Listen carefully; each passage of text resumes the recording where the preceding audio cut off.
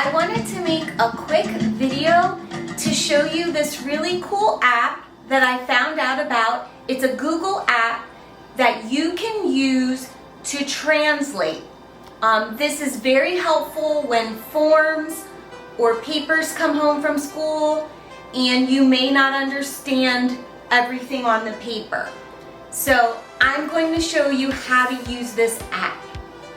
I have an iPhone, so I'm going to open up my phone and I'm going to look for the App Store. Here's the App Store. I'm going to search for Google, Google,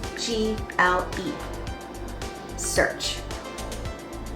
And this is the app I want. It's Google search with images using Lens.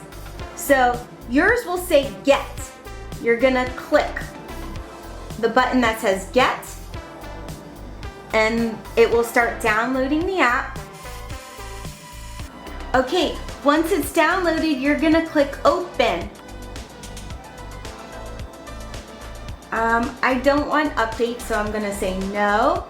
Now, up in the search bar, you'll see a little camera icon right here on the end. I'm gonna click that little camera. And now it says search with your camera. I'm gonna click the little camera and I'm gonna click this button, the blue button. It says enable camera and I click OK. Now, if you look down at the bottom, it says translate. It will detect the language. This is English.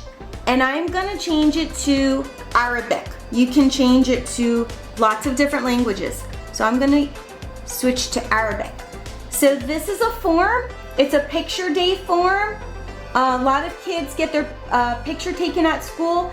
And if you have trouble understanding what it says, you can put the camera down here and it will actually translate into Arabic or whichever language you pick. You can see it will translate the form for you. So that can be really helpful if you don't understand everything on the paper. I hope this tutorial was helpful. Please subscribe and I'll see you in the next video. Bye.